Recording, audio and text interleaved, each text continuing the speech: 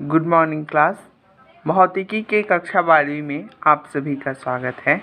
आज हम लोग पढ़ने वाले हैं एम्पियर का परिपथीय नियम।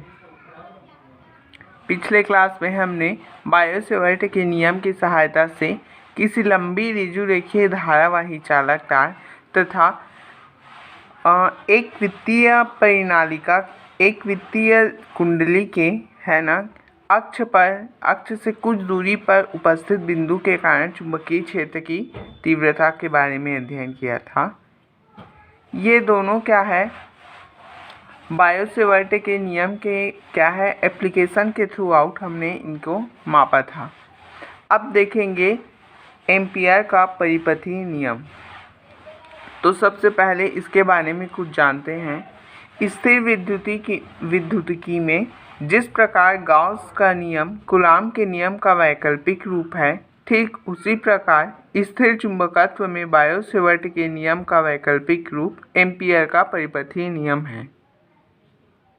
कहा जा रहा है कि स्थिर विद्युतिकी, जब हम लोगों ने पिछले क्लास में इलेक्ट्रोस्टैटिक्स के बारे में पढ़ा था, जिसमें हमने पढ़ा था गॉस का प्रमेय, है ना, तो वह क्या है, एक प्रकार से कूलॉम के नियम का ही वैकल्पिक रूप है। हमने पढ़ा था गॉस प्रमेय की सहायता से कूलॉम के व्युत्क्रम नियम का सत्यापन करना। ठीक उसी प्रकार ही यह स्थिर चुंबकत्व में मतलब मैग्नेटोस्टैटिक्स में बायो-सेवर्ट के नियम का वैकल्पिक रूप एम्पियर का परिपथीय नियम है। एम्पियर का परिपथीय नियम चुंबकीय क्षेत्र का रेखीय समाकलन एवं उस क्षेत्र को उत्पन्न करने वाली धारा के मध्य में क्या है, संबंध को प्रदर्शित करता है।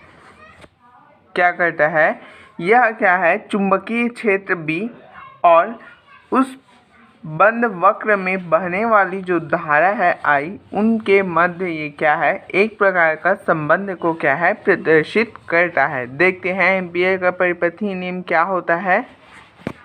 तो इस नियम अनुसार किसी बंद परिपथ से संबद्ध चुंबकीय क्षेत्र B के रेखीय समाकलन का मान उस बंद परिपथ में प्रवाहित कुल धारा I का μ0 गुना होता है। कहा जा रहा है कि किसी बंद परिपथ से संबद्ध चुंबकीय क्षेत्र B का रेखीय समाकलन का मान उस बंद परिपथ में प्रवाहित कुल धारा I का μ0 गुना होता है। गणितीय रूप में देखें तो ये क्या हो गया, B किसी बंद परिपथ से बद्ध, ये क्या है, ये वाला जो साइन होता है यह क्या है, बंद वक्र का रेखीय समाकलन कहते हैं इसे। ये क्लोज्ड गोल का घेरा जो है वह क्या दर्शाता है कि वह जो जिसका हम लोग समाकलन कर रहे हैं वो कैसा है, क्लोज्ड है।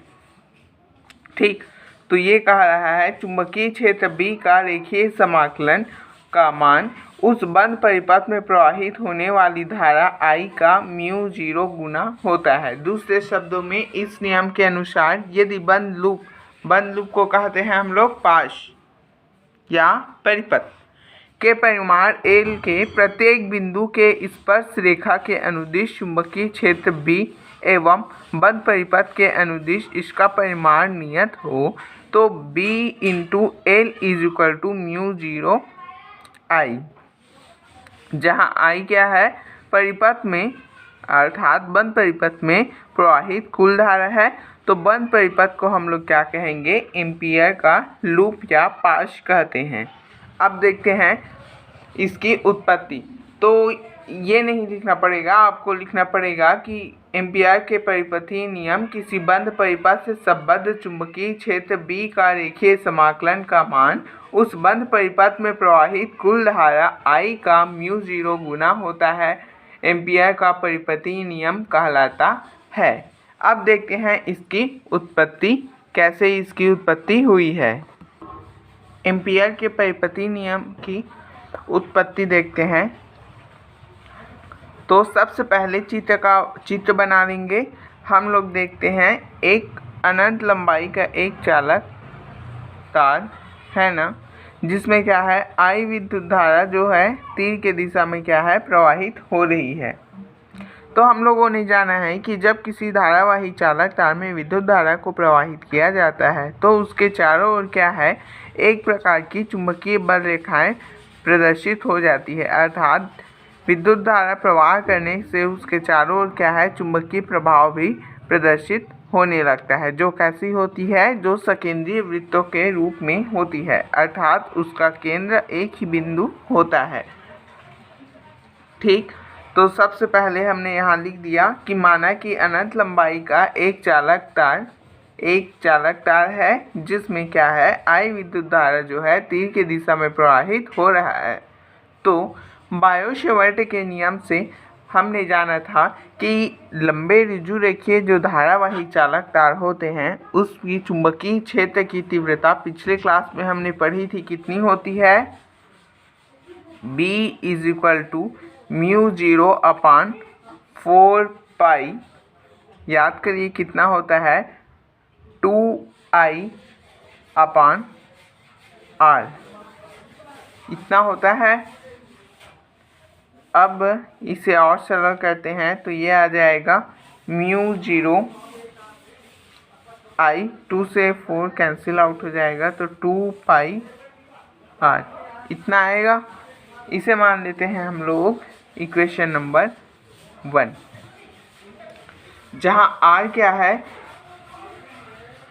धारावाही चालक से इसके सकेंद्रीय वृत्तों से के बीच ये जो सकेंद्रीय वृत्त बना है उसकी त्रिज्या है, और इसमें एक अल्पांश की हम लोग कल्पना करें, b, एक अल्पांश की हम लोग कल्पना करें, इस अल्पांश का नाम क्या है, dl।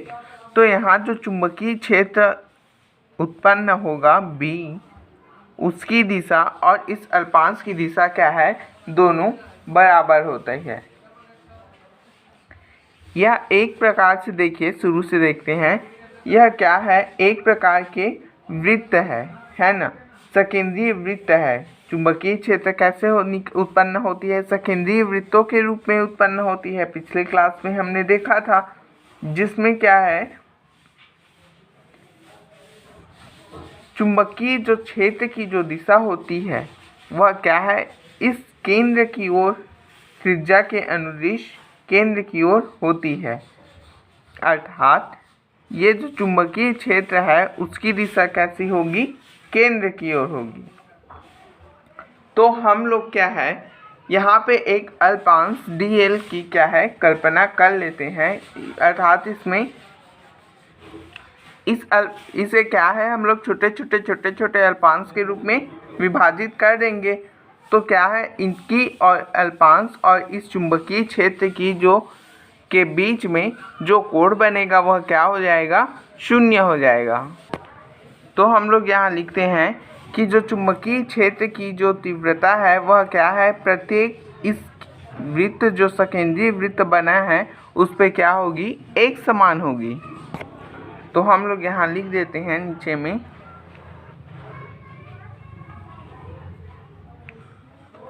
चुंबकीय क्षेत्र की दिशा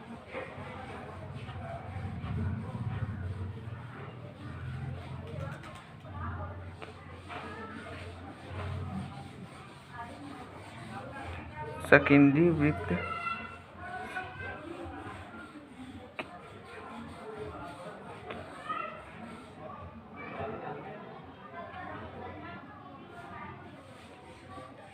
त्रिज्या के अनुदिश होगी, त्रिज्या के अनुदिश होंगी, अर्थात त्रिज्या के अनुदिश होगी, अर्थात केंद्र की ओर होंगी, तथा केंद्र की ओर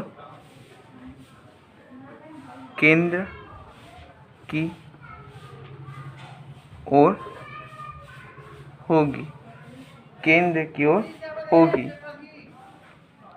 तथा चुंबकीय क्षेत्र का जो मान है b, वह क्या है, इस त्रिज्या पर r त्रिज्या का जो बना वृत्त है उसके प्रत्येक बिंदु पर क्या है, एक समान रहेगा। b का वेक्टर भी रहेगा, b का मान वृत्त पर एक समान होगा, एक समान होगा। तो मानावृत्त के परितः देखिए, चुंबकीय क्षेत्र की दिशा सकेंद्रीय वृत्त की त्रिज्या के अनुदिश होगी तथा केंद्र की ओर होगी।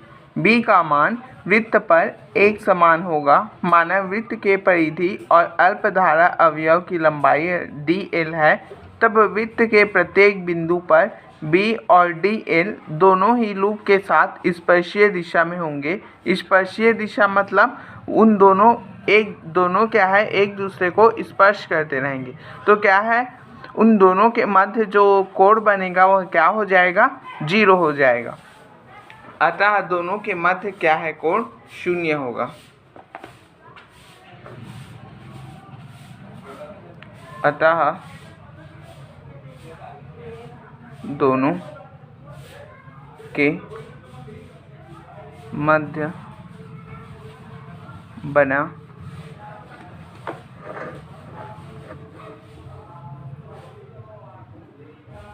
कोण 0 होगा। तो इस प्रकार हम लोग लिख सकते हैं, अर्थात रेखीय समाकलन closed integration of vector b into d L vector. तो हम लोग को पता है, फॉर्मूला पता है कि vector a into vector b, इसका फॉर्मूला क्या होता है, ए बी कॉस थीटा, पता है सभी को। तो ये फॉर्मूला यहाँ पे क्या होगा, पुट करेंगे हम लोग, तो ये आ जाएगा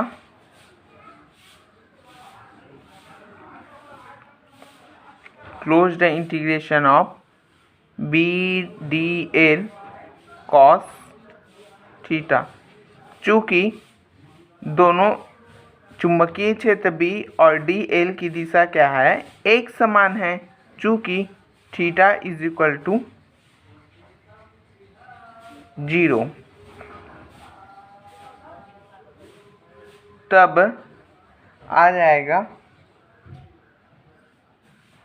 BDL cos 0। cos 0 का वैल्यू होता है 1, तो ये हो जाएगा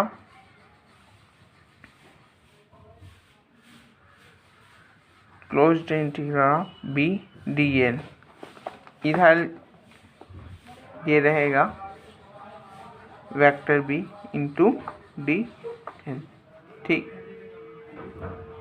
अब इसको हम लोग बी समीकरण 1 से क्या है, बी का मान हम लोग निकाल लिए हैं।